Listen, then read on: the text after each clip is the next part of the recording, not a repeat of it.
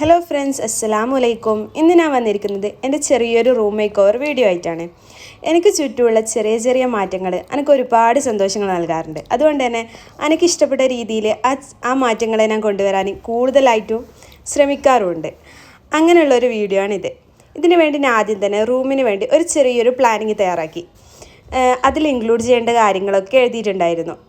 പിന്നെ വേറൊരു കാര്യം എന്ന് വെച്ചാൽ കൂടുതൽ പൈസ ഇതിനു വേണ്ടി സ്പെൻഡ് ചെയ്യാൻ ഞാൻ തയ്യാറായിരുന്നില്ല. കാരണം നമ്മൾ പുറത്ത് വന്ന് താമസിക്കുന്നതുകൊണ്ട് തന്നെ കൂടുതൽ ഡെക്കോർ പീസും കാര്യങ്ങളും ഇൻക്ലൂഡ് ചെയ്ത് നമ്മൾ കാലം ഇവിടെ താമസിക്കാമെന്നൊന്നും അറിയില്ലല്ലോ. നാട്ടിൽ പോകുമ്പോൾ ഇതൊന്നും കൊണ്ടുപോകാനും പറ്റില്ല.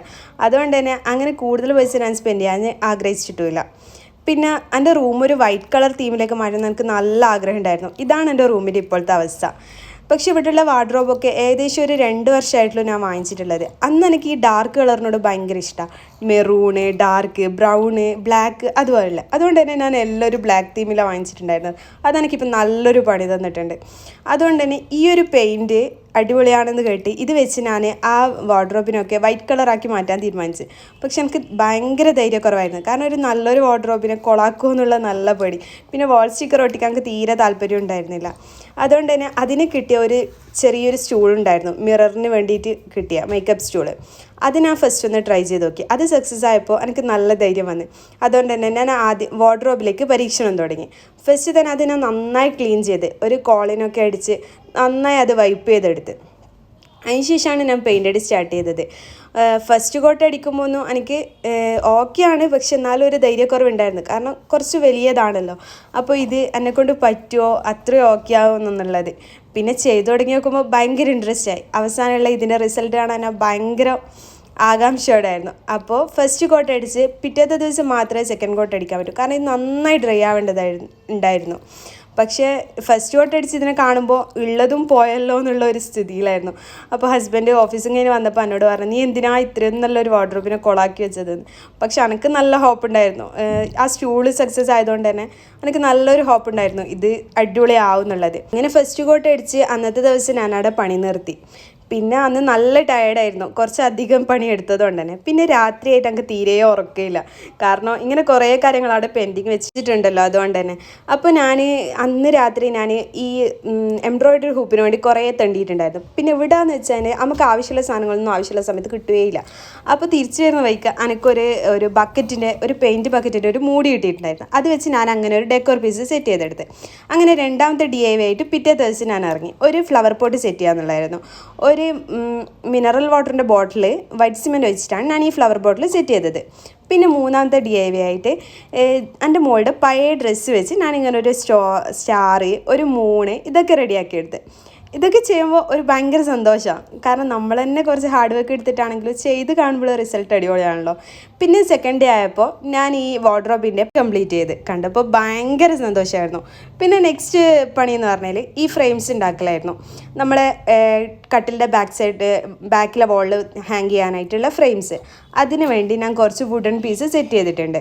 ഇതിങ്ങനെ കട്ട് ചെയ്ത് വാങ്ങിക്കുന്നതാണ്. പിന്നെ നമുക്ക് അതിന് വേണ്ടി കുറച്ച് OHP ഷീറ്റും കുറച്ച് കട്ടിയുള്ള ചാർട്ട് പേപ്പർ, പിന്നെ നമുക്ക് ആ ഒരു ഗ്ലൂ അതൊക്കെ ആവശ്യമായിട്ടുണ്ടായിരുന്നു. അതൊക്കെ സെറ്റ് ചെയ്ത് ഞാൻ ഫ്രെയിമിൻ്റെ പണിയും തുടങ്ങി. ഫ്രെയിം വലിയ കഷ്ടപ്പാടൊന്നുമില്ല, ഭയങ്കര ഈസിയാണ്. ഇതിൻ്റെ ഡീറ്റെയിൽഡ് വീഡിയോ വേണമെങ്കിൽ പറയണേ. അപ്പോൾ അങ്ങനെ നമ്മൾ ഫ്രെയിമും കൂടി സെറ്റ് ചെയ്തെടുത്ത്. പിന്നെ ഫ്രെയിമിൻ്റെ ബാക്കിൽ ഹൂക്കിനായി അങ്ങനെയായിരുന്നു ചെയ്തത്. പിന്നെ എൻ്റെ കയ്യിലൊരു പഴയ മിറർ ഉണ്ടായിരുന്നു. അത് വെച്ച് ഞാൻ ഇങ്ങനെ ഒരു ഡെക്കോർ പീസും സെറ്റ് ചെയ്ത്. പിന്നെ കുറച്ച് ഐസ് സ്റ്റിക്ക് വെച്ച് ഇങ്ങനെ രണ്ടൊരു വാൾ ഹാങ്ങിങ്ങും കൂടി ഓക്കെ ആക്കി എടുത്ത്. അപ്പം നമുക്ക് ഇതിൻ്റെ ഫൈനൽ ലുക്ക് എങ്ങനെ സെറ്റ് ചെയ്തെന്ന് കണ്ടു നോക്കിയാലോ. നമ്മൾ ഈ മിററിൻ്റെ സൈഡിലായിട്ടുള്ള വാളിലാണ് ഇത് ഹാങ് ചെയ്തത്. ഇത് ഹാങ് ചെയ്തപ്പോൾ കാണാൻ നല്ല ഭംഗിയുണ്ടായിരുന്നു, പ്രതീക്ഷിച്ചതിലും അടിപൊളിയായിട്ടുണ്ടായിരുന്നു.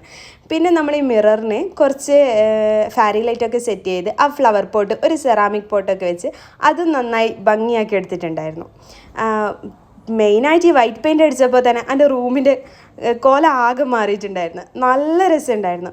പിന്നെ ഈ പെയിൻറ്റിനെ കുറിച്ച് പറയുകയാണെങ്കിൽ ഇത് നല്ല ഗ്ലോസി ഫിനിഷുള്ള ഒരു പെയിൻറ്റാണ്.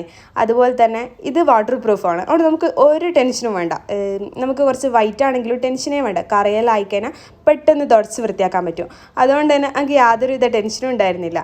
പിന്നെ നമ്മൾ ഈ ചെയ്ത് വെച്ച ഫ്രെയിമും കൂടി ഇങ്ങനെ സെറ്റ് ചെയ്ത് അതിൽ കുറച്ച് ഫാരി ലൈറ്റൊക്കെ വെച്ച് അതും നന്നായി ഭംഗിയാക്കിയെടുത്ത്. ഇത് നമ്മൾ ബെഡിൻ്റെ ബാക്ക് സൈഡിലാണ്. പിന്നെ അതുപോലെ തന്നെ വേറൊരു വാളിലേക്ക് ഇതുപോലെ ഒരു വുഡൻ പീസ് വെച്ച് ഒരു സ്റ്റാൻഡും കൂടി സെറ്റ് ചെയ്ത് അതിൽ കുറച്ച് പോട്ട് വെക്കുക. ഒരു ഹാങ്ങിങ് പോട്ട് വാങ്ങിക്കണം എനിക്ക് നല്ല ആഗ്രഹം ഉണ്ടായിരുന്നു. പിന്നെ അതിന് നല്ല റേറ്റും എൻ്റെ ബഡ്ജറ്റിൽ ഒതുങ്ങൂല എന്ന് കണ്ടുകൊണ്ട് തന്നെ ഒരു പഴയൊരു ബോട്ടിലെടുത്ത് അതിനെ ഒരു പോട്ടാക്കി മാറ്റി. അതുപോലെ തന്നെ ഒരു ഹാങ്ങിങ് ലീഫ് വാങ്ങിച്ച് അതിനെ കട്ട് ചെയ്ത് ഒരു ഹാങ്ങിങ് ഫ്ലവർ ആക്കി മാറ്റി. പിന്നെ കുറച്ച് ഫ്രെയിംസും നമ്മൾ ചെയ്ത ആ മിററും പിന്നെ ഒരു ചെറിയ ഡെക്കോർ പീസൊക്കെ വെച്ച് അത് ഞാൻ നന്നായി സെറ്റ് ചെയ്തെടുത്ത്. പിന്നെ അതിന് താഴെയായി കുറച്ച് ഹാങ്ങിങ് ആയിട്ട് കുറച്ച് ഫോട്ടോസ്, എനിക്ക് ഇഷ്ടപ്പെട്ട കുറച്ച് ഫോട്ടോസൊക്കെ സെറ്റ് ചെയ്ത് അതും ഞാൻ അടിപൊളിയാക്കി എടുത്ത്.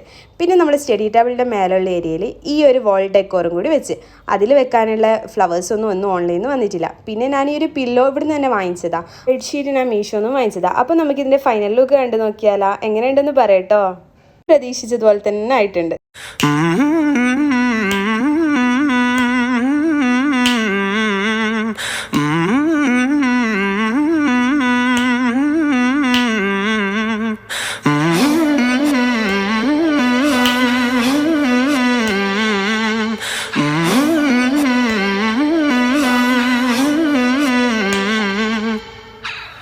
Nobody ever knows, nobody ever sees. I left my soul back then, oh I'm too. അപ്പോൾ ഇതാണ് നമ്മുടെ മേക്ക് ഓവർ വീഡിയോ. അപ്പോൾ നിങ്ങൾക്ക് ഇഷ്ടപ്പെടുകയാണെങ്കിൽ സബ്സ്ക്രൈബ് ചെയ്യണേ. നെക്സ്റ്റ് വീഡിയോയിൽ കാണുന്നത് വരെ ഓക്കെ ബൈ.